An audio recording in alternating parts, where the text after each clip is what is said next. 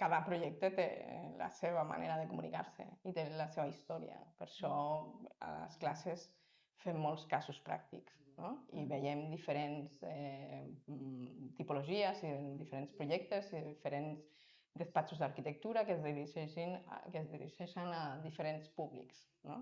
I per tant la forma de comunicar és diferent. Nosaltres sempre diem que no hi ha projecte petit.